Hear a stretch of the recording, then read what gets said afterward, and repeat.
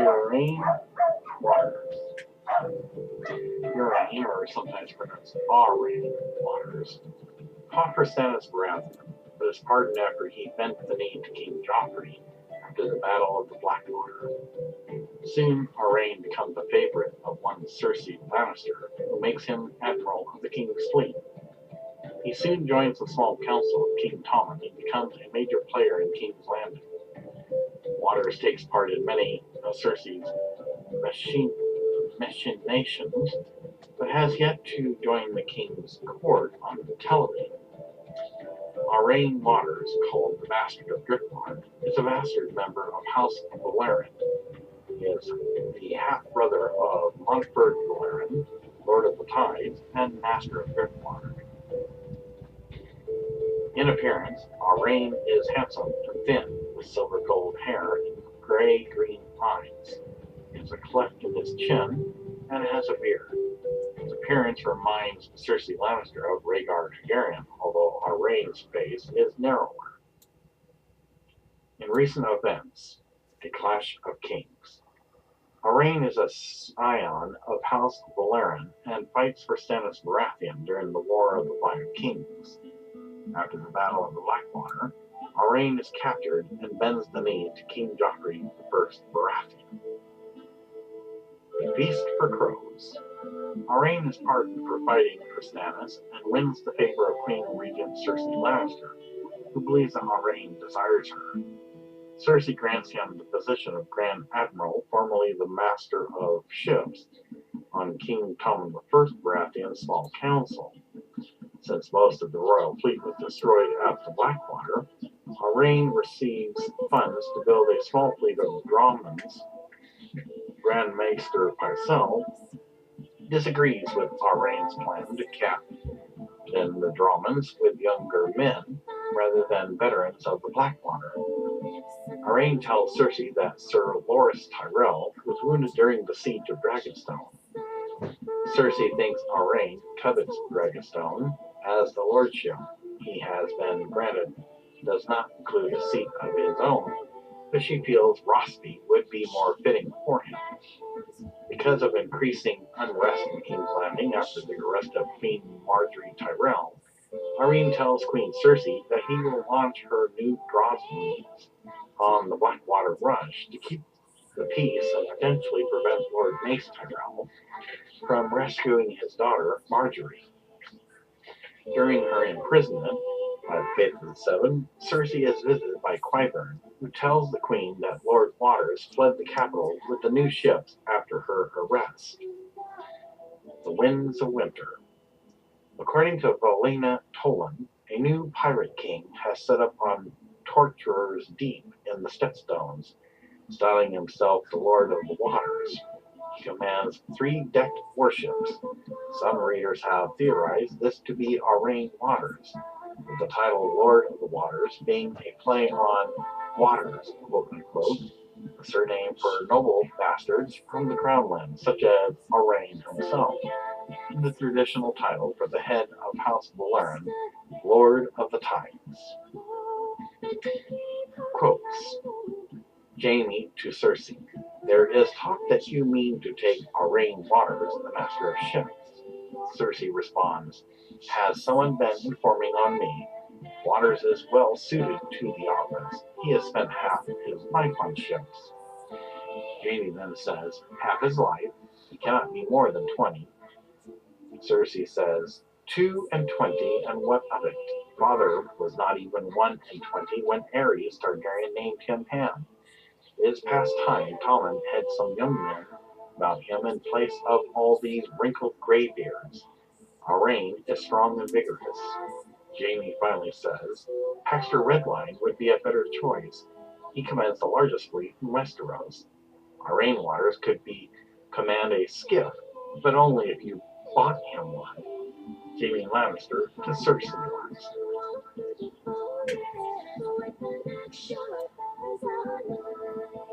I'll take the green eyed berry, and she shall be my wife. With her I'll raise my children, with her I'll live my life. The maiden wept when she heard him, when he set her free. He took his axe and used it to bring down her ancient tree. Now your willow's mine, now you belong to me. Oh, sweet me, I can't be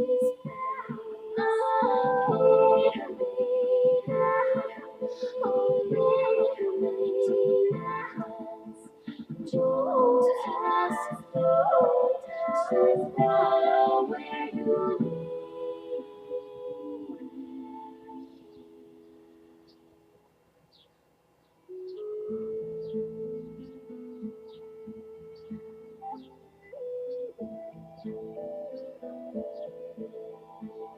She followed him out the forest and collapsed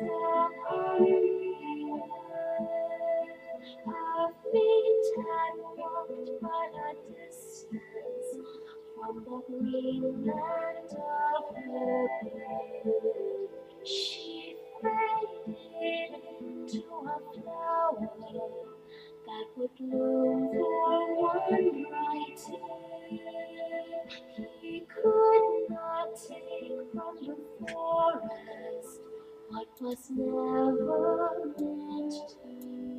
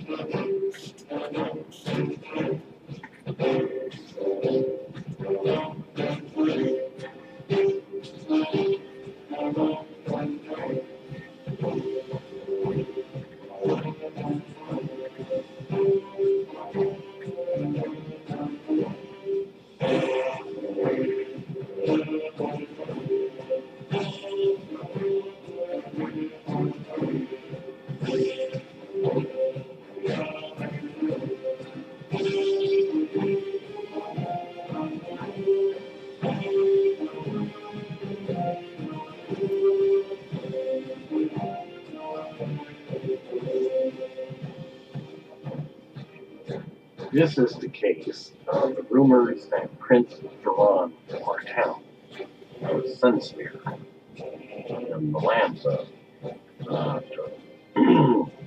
Duran had heard about some type of invasion to Targaryens. And while in the world of the Daenerys Targaryen, most battles take place during the day. This was the first that took place at a time of darkness. Nobody would ever expect that possibly Aegon VI, surviving the son of Prince Rhaegar and Princess and spouse Elia Martell, would have survived, unless the rumor be true that Varys did switch infants so that the mountain ox killed Aegon, and yet he didn't.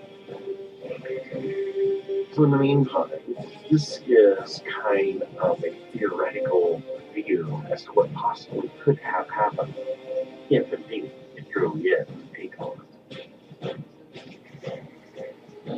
It starts out where it's a peaceful evening, and as the invasion takes place, the only ones that give fealty to one known as Aegon has a seagull blood and black powder.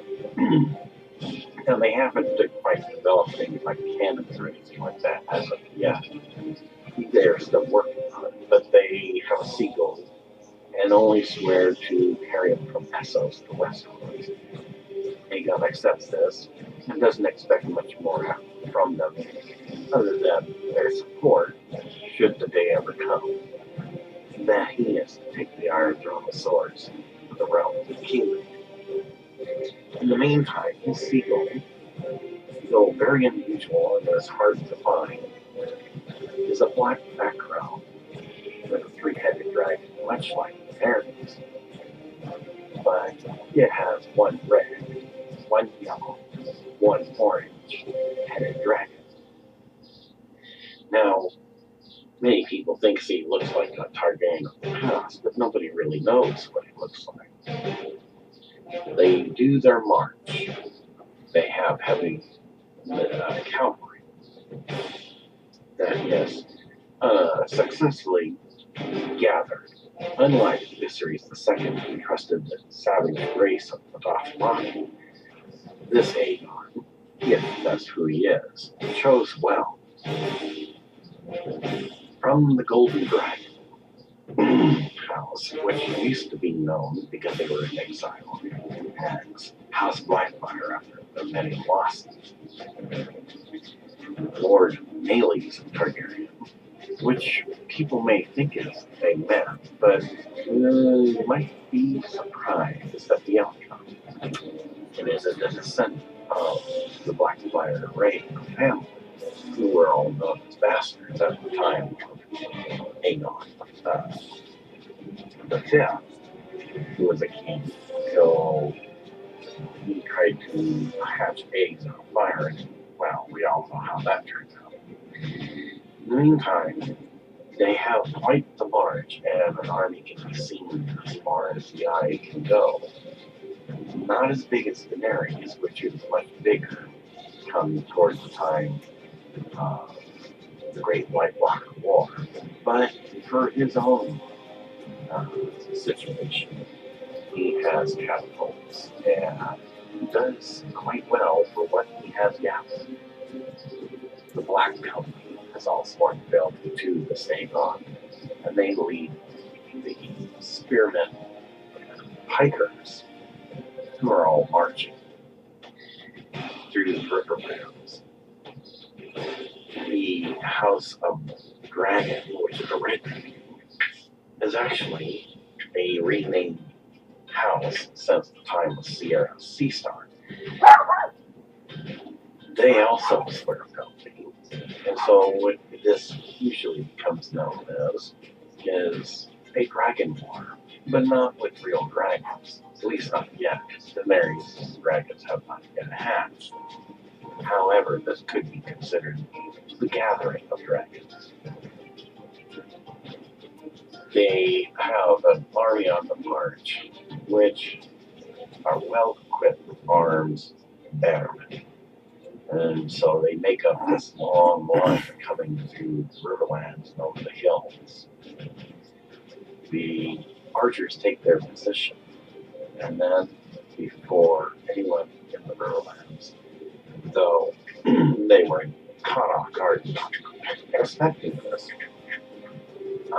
trying to put up a defense, but it's too late. It becomes a nightmare of Targaryen ghosts, at least that's what they think. One of the Golden Dragon pikemen is a commander for the Pikers, and was in exile as well.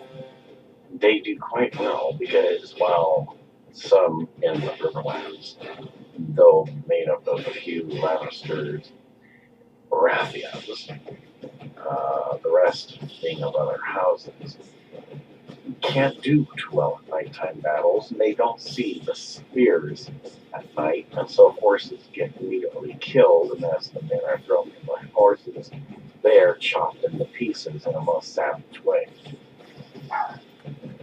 Much like Robert I Baratheon, who killed Rhaegar Targaryen, a Lannister scout, or call him Baratheon, because his uniform is yellow, is uncertain because it's during nighttime hours. What he doesn't realize is that he is about to see a repeat being transversed. This time, whether he be Lannister or Baratheon, most likely Baratheon. It'll be a Targaryen who defeats the Baratheon, not the other way around. Even though he's lowborn, it doesn't carry much weight because Robert was king anyway. As the battle surges on, it is hard for knights to determine, hopefully not attacking their own men, because it is nighttime. It's not like they have spotlights from a myth and a legend of dark blue stars shine brightly in the very night sky known as Earth, where the myth and legendary humans live. So they're actually fighting darkness with only maybe a few torches, other than the fires that are lit on the ground from catapults, which are also throwing their flaming pots at this first castle that blocks the entry to an old, abandoned, some say cursed, castle known as Castle Blackfire, which has been abandoned for years. Lord Melee leads the attack on others that try to rush forward and are quickly overcome, and then it becomes the Riverlands battlefield defeat. When the war is finally over, it finally comes down to Prince Aegon stands as the victor of the Riverlands. Again, is he Aegon VI? Nobody knows. In any case, he decides to not sit idle as if he's in fear. It's because he knows that his aunt, who probably most likely doesn't know he is surrounded, wants to see how she does. If she takes the Iron Throne, all on good. If she loses and does not, then he will make his claim. So it is the reason why you never hear anything about him sitting and having occupied the former house, Blackfire Castle. In any case, it finally gets to the final victory count.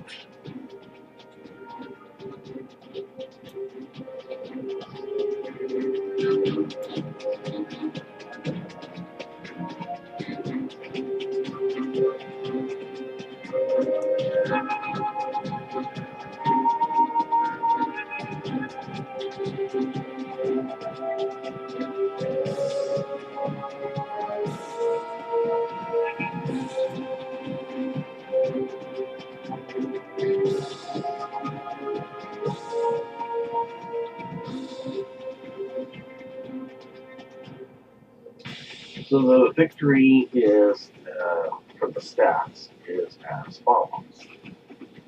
We have the date of 300 AC, place, Stormlands, and Stepstones, a result in a Golden Company victory.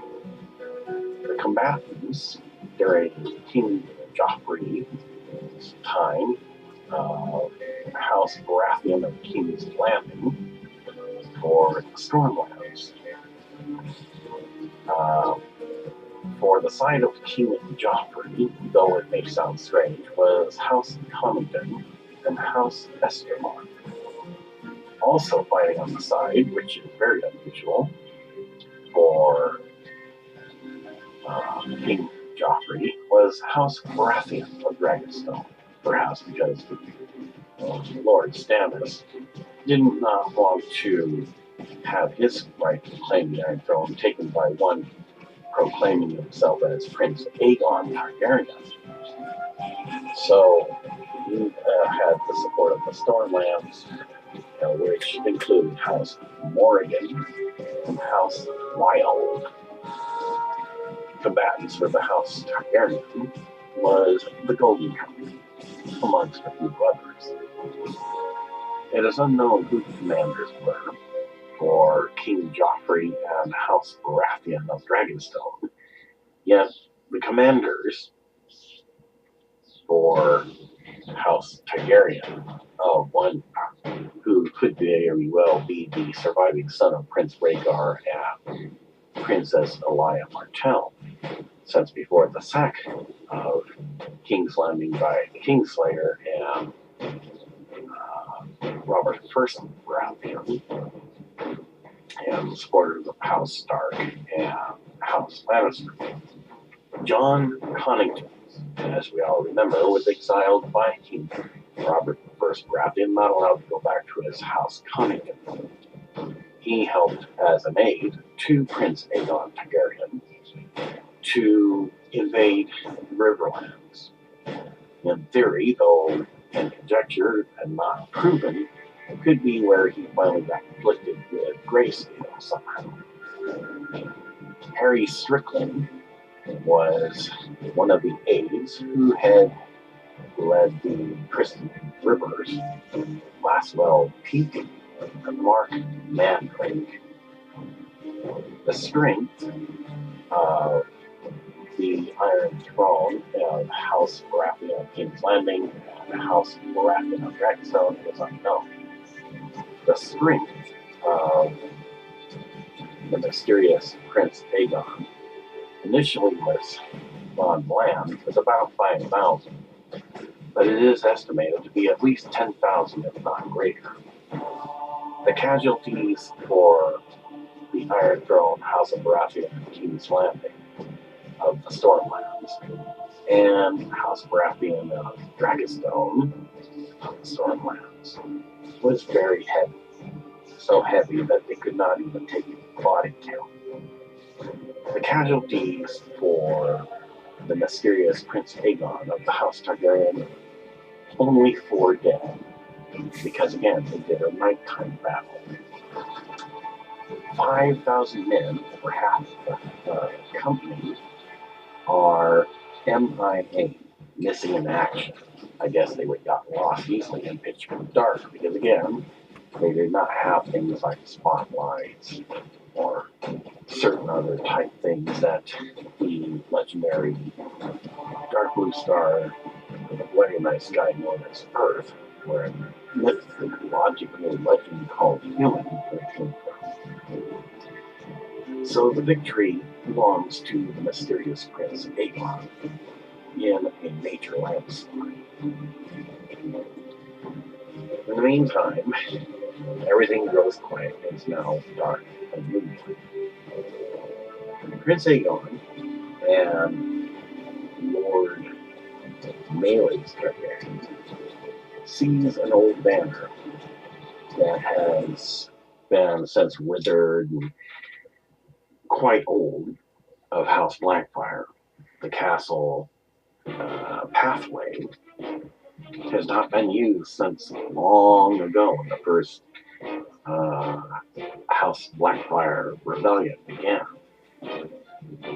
Prince Aegon orders the first castle, which is like a pathway gatekeeping post that leads to the main castle, orders all the banners to be torn down and his signal to be put up.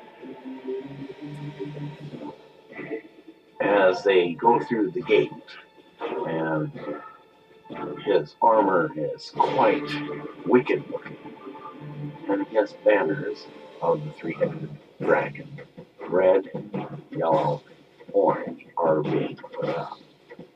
They finally make it to the abandoned castle, which is said to be either haunted or cursed. It was occupied by House Blackfire long ago.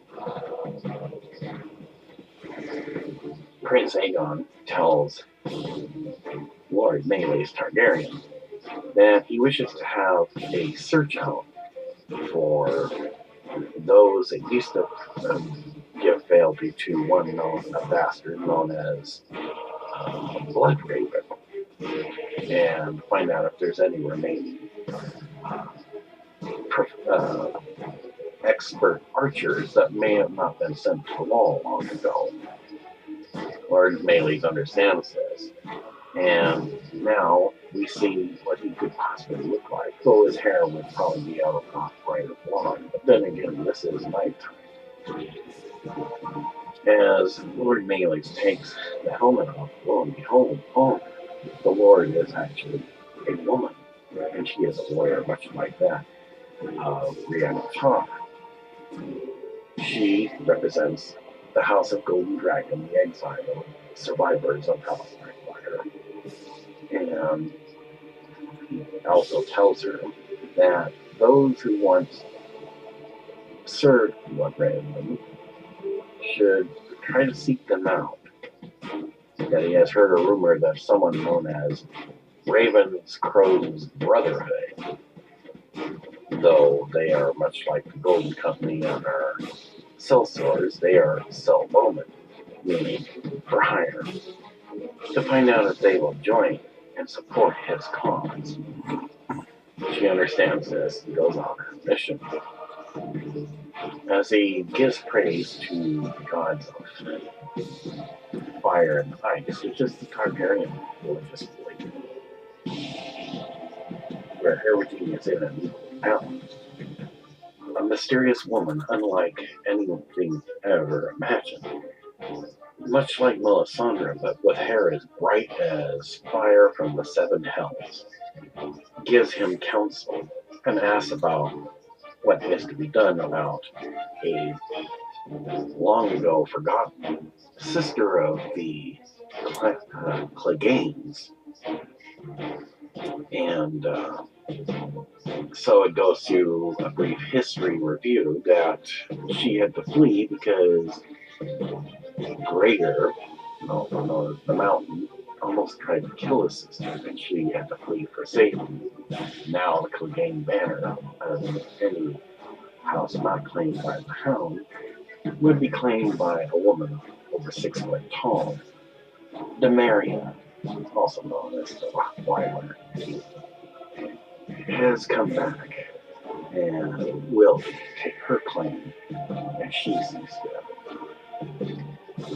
The scene then changes to the Stormlands during the Storm of Night, and one survivor from this battle is brought in.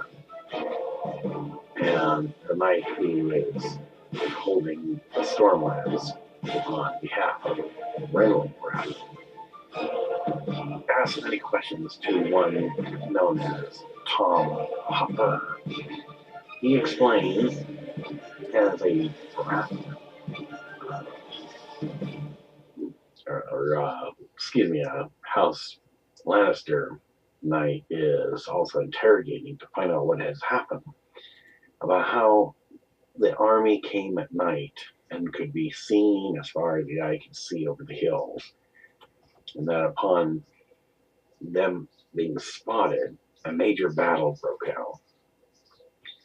They either accidentally killed each other or were in such chaos and confusion that it was total anarchy. When asked about the seagull that this mysterious army bore, the only thing that the survivor could state is that there was one in red and black, very wicked-like armor, like that of a dragon made out of metal, and the seagull had red, yellow, and orange. You could see in the distance that there was a company of men in black armor flying black and red streaming banners, but they waited until they were to be called. When asked about what happened to the Baratheon scout, who was quite skilled with his hammer, that the only thing the survivor could mention, since he had been struck down, was that the one in the red and black armor moved his sword in such a way that it was as if the sword was part of him and he was part of the sword. And even though it would seem as though it had lasted quite some time between the two of them,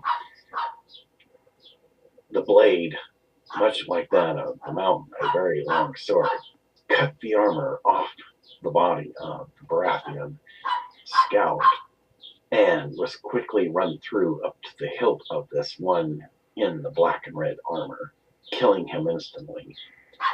And that fear had filled him because a woman whose hair is very bright red and on fire as though she came from the seven hells seemed to be getting off the scene of the battle. something that looked wicked and evil. As he passed out, he doesn't remember where they went because everything grew quiet, and it wasn't until the start of daybreak that he found that he was a survivor. And that is how he now had been carried and transferred to the House of Baratheon. The Lannister knight, doing the interrogating and taking notes as well, asked him many questions as to how an army so great could just vanish without a trace, as there seems to be no answers, as if it was an army of ghosts, perhaps terrors of the night that Melisandre had referred to long, long ago, had come about. The Lannister knight talks over with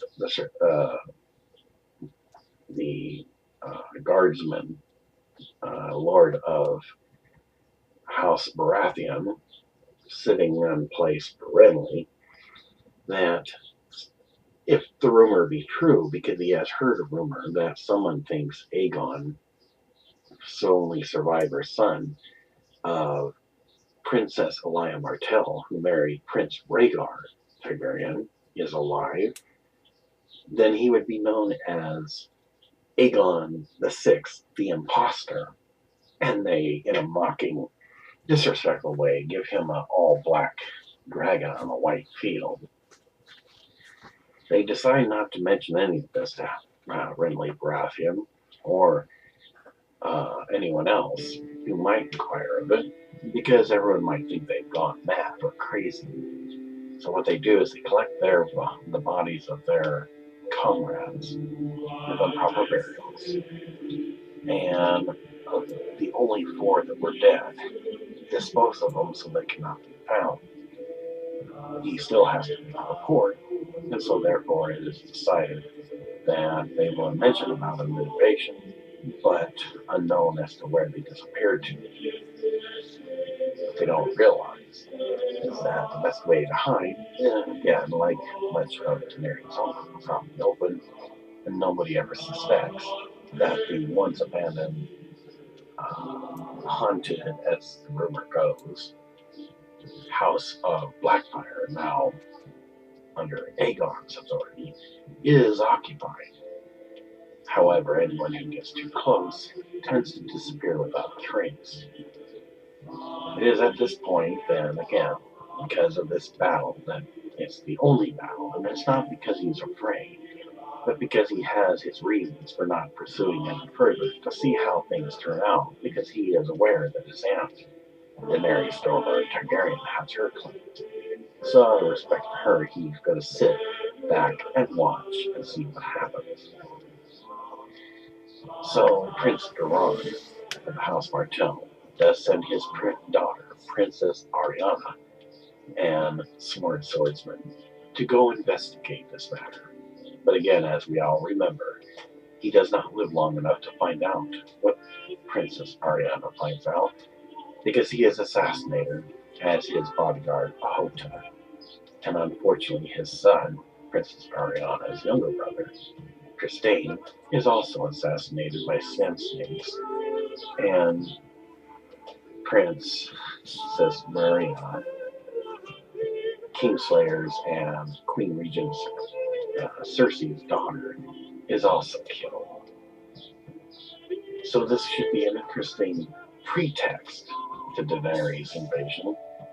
Who was this Aegon? And is he truly Aegon VI, his only surviving son, switched after birth by Lord Varys, as rumors has it, by another infant? And so the Mountain thought he killed that Targaryen, but did he?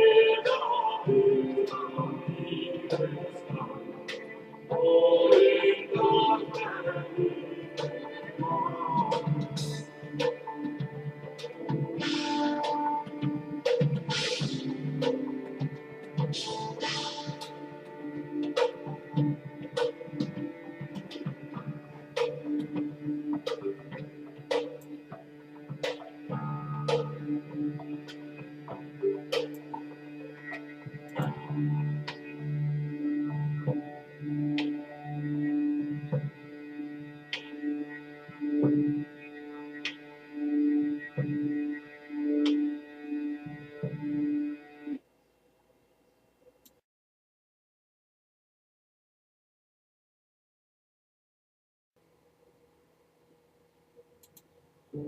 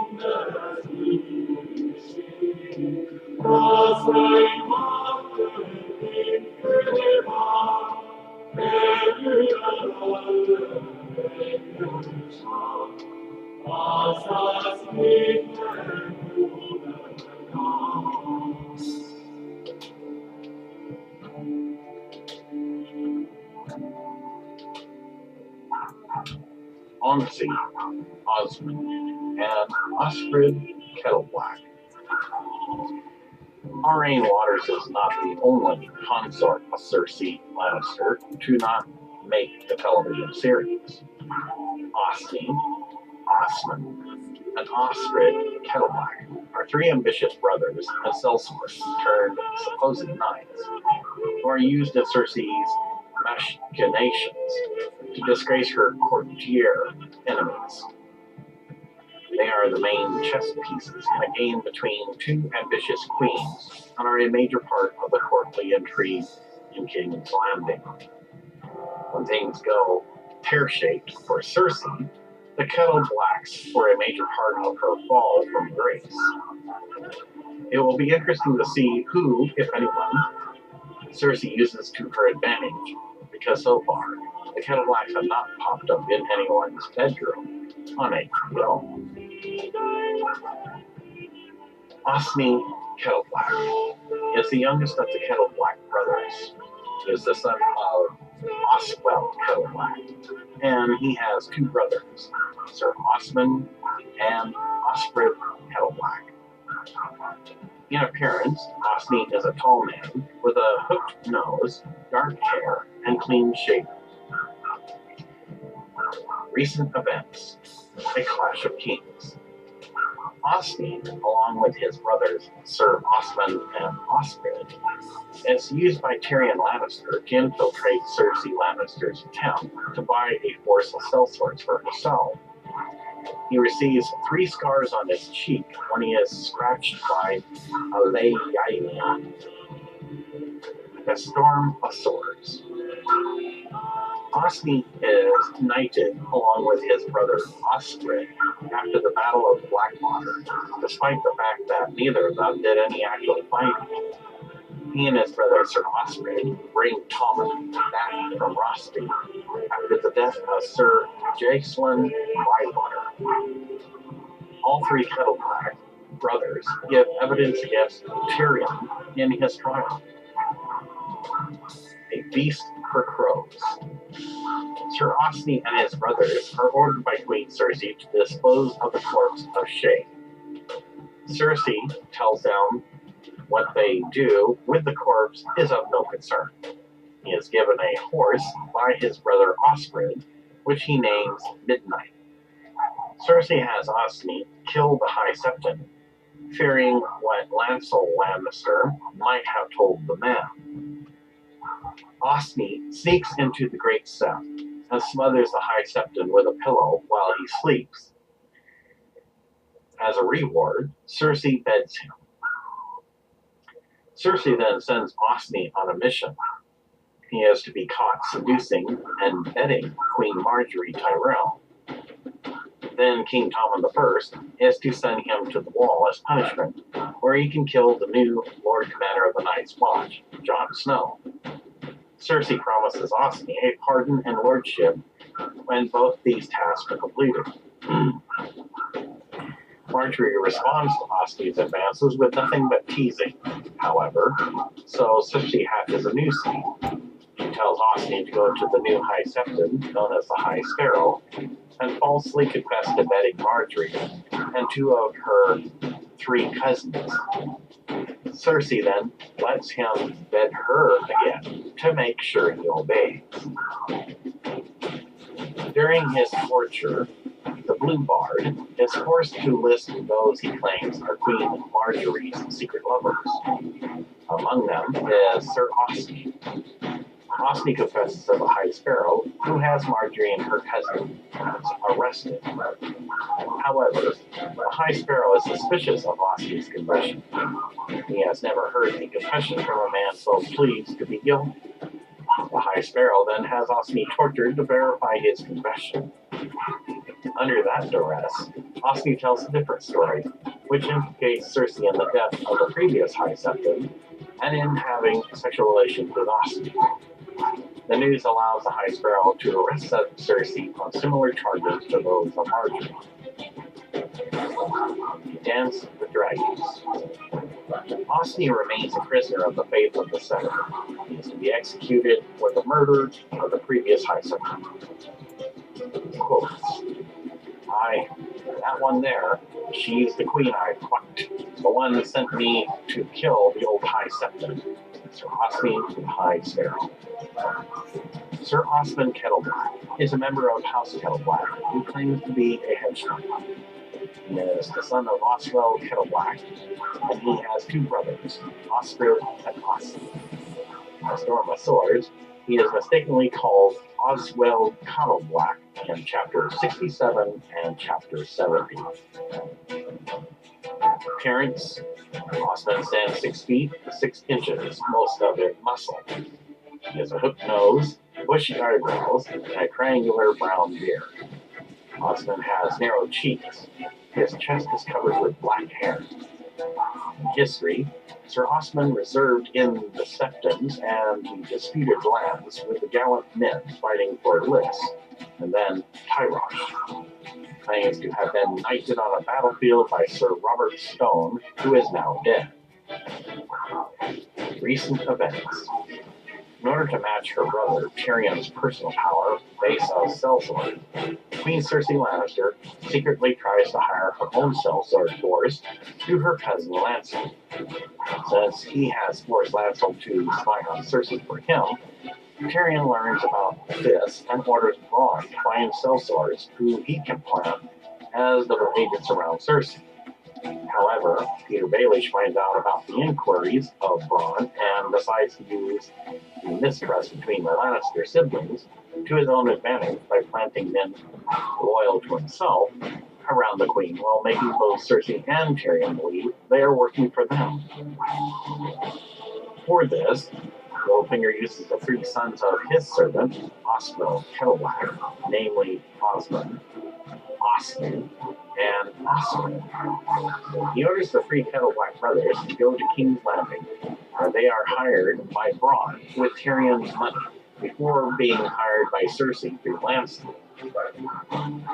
Cersei uses calls on the High Septon at the Great Septon Baylor as cover for her meetings with the Kettleblacks, who are supposed to hire other sellswords for her. Osmond and his brothers, in turn, provide Bronn with information about Cersei's moves. Osmond is soon named to the King's Guard by Cersei when Sir Boros Blanc is stripped of his white cloak for cowardice on the Rossby Road. Tyrion thinks it's ironic that Cersei places Blanc with a man just as hollow, but he is glad that the appointment supposedly gives him another agent close to King Joffrey I, and admits that Kettleblack cannot be any worse than Blanc. Osmond eventually takes the position next to King Joffrey that used to be reserved for Sandor Clegane. Both Peter Baelish and Tyrion soon come to realize that the new position has gone to Osmond's head and makes him firmly a man of the Queen and thus unreliable for Littlefinger's and Tyrion's individual schemes. Osmond, with his brothers, become great favorites in the Red Keep, getting along with both servants and highborns with their easygoing manner and their humor. It is rumored that they get best along with the serving wenches, although Osmond's position in the Kingsguard implies celibacy. Together with Sir Meryn Trant, Osmond personally guards King Joffrey during the Battle of the Blackwater. When Joffrey goes off to catapult the Emperor men into the Blackwater rush, Tyrion warns him to keep the king safe under any circumstance, but to also keep him among the defenders of the city. However, Cersei is informed about the progress of the battle by Osmond's brothers. When Osney tells her that the Mudgate has come under attack by a ram, she issues an order for Osmond to bring the king back to the Red Keep. When Osney points out Tyrion's diametrically opposite orders, Cersei threatens that she will command the Kettlebacks into the middle of the battle if they do not do as told. The Kettleblacks oblige. The fight of the king from the battlefield provokes some members of the City Watch to mutiny in the midst of fighting. However, Osmond is also the one who first conveys the news that the defenders have been saved by the combined forces mastered by the Lannisters and Tyrells. After the battle, Sir Osmond and the other remaining members of the King's Guard spent hours knifing more than 600 men. A storm of swords. Sir Osmond is one of the King's Guard assigned to bring Sansa Stark to the sept for her marriage to Tyrion Lannister, unlike his counterpart, Sir Meryn Trant, whose mere look promises violence. Osmond speaks to Sansa kindly and convinces her to come along quietly. Osmond is called as a witness for the prosecution during the trial of Tyrion for the death of King Joffrey I, but his testimony is made of the absentee Lord Commander of the King's Guard, Sir Jaime Lannister, returns to the city and calls a meeting of the sworn brothers in the White Sword Tower. Discussing Joffrey's murder, Osmond jokingly accuses the new High Septon of murder. Jaime asks why he has never heard of Osmond in all of his tourneys and battles, and presses him on how he came by his knighthood, not quite believing that Sir Robert Stone ever existed. Jaime wonders why Cersei named him to the order, but takes some solace in Osmond's skill at arms. Jaime helps Tyrion escape from the Black Cells. Tyrion learns from Jaime that his first wife, Tisha, was not a whore, but was, as she had said, an innocent orphan crofter's daughter. In his fury, one of the things that Tyrion tells Jaime is that Cersei has been having sex with Osmond. A feast for crows. Sir Osmond and Sir Boros Blount bring the news to Queen Cersei, that Lord Tywin Lannister's death. Osmond and his brothers are ordered by the Queen to dispose of the corpse of Shae. What they do with the corpse was of no concern to Cersei, only that her presence at the Tower of the Hand is to be kept secret. A dance with dragons. Sir Osmond, as well as his brother Sir Osfrid, are thrown into a dungeon by Sir Kevan Lannister, and Cersei admits to betting all three of the Kettleblack Brothers. Kevan plans to send them to the wall if they plead guilty. If they plead not guilty, they will face Sir Robert Strong in trial by combat. Quotes about Osmond. Osmond has become especially unreliable since he joined the King's Guard. That white cloak does things to a man, I find, even a man like him. Peter Baelish. Osfrid Kettleblack is the second oldest of the Kettleblack brothers. He is the son of Oswell Kettleblack, and he has two brothers, Sir Osmond and Osney Kettleblack.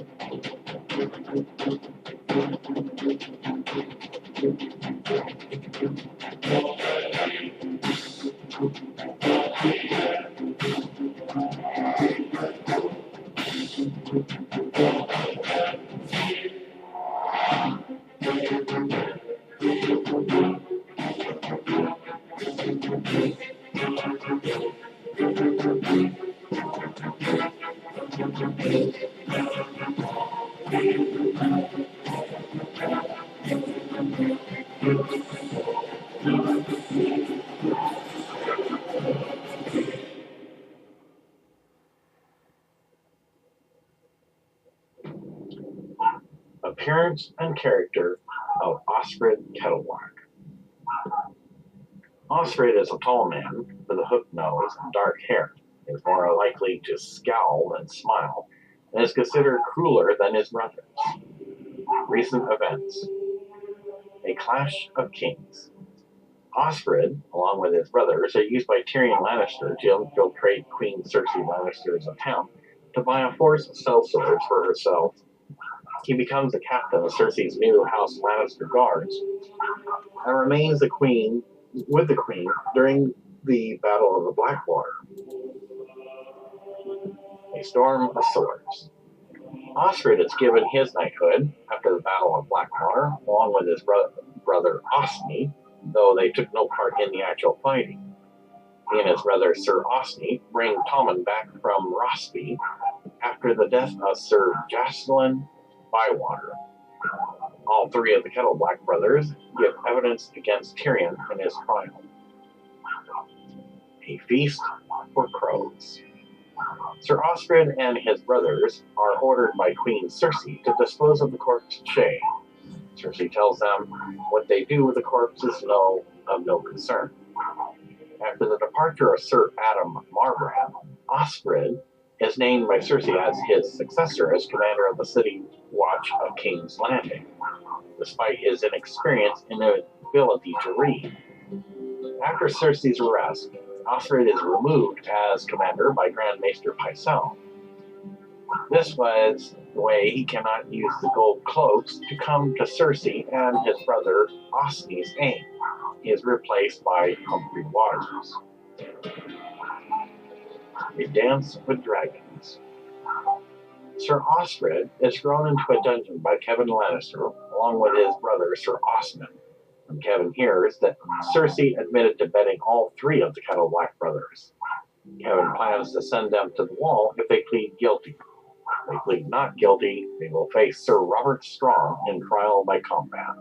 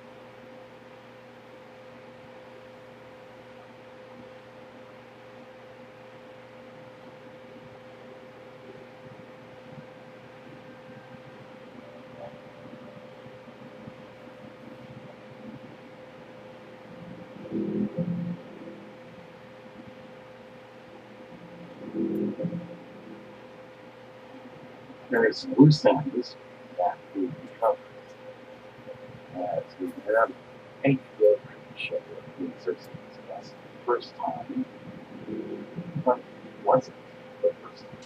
The answer obviously is no. There are too many loopholes in HBO and well.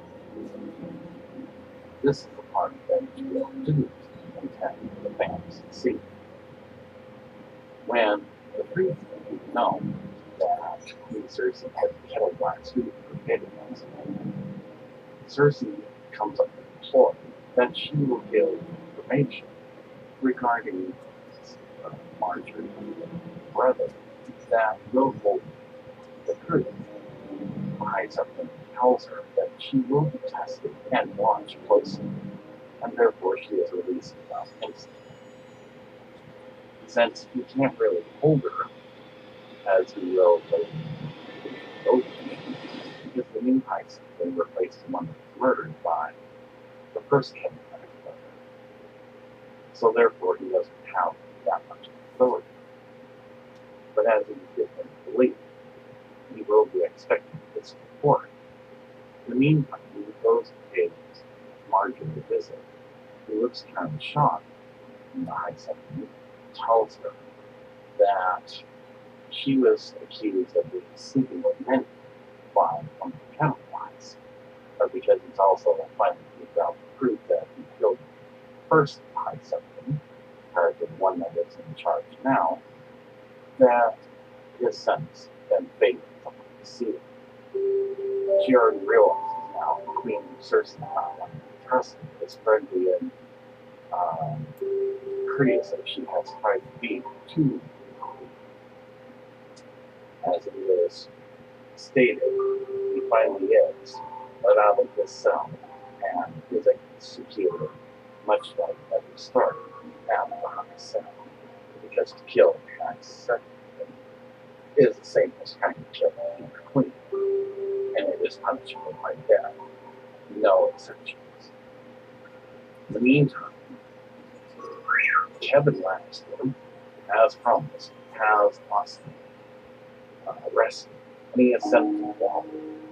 Austin hears of this, that he is to be arrested. Nobody knows where he went to. He somehow mysteriously disappears. So for the time being, House Kettleblack is left empty, without rule. Perhaps, though in theory and conjecture, when the Great White Market ends, they could either arrest him, or because they know that without money, first year of the White War, they allow them to join the fight. Most likely, they did not go beyond the first day of the Great White War. However, the current High Septon, as we all know, was caught in a brothel.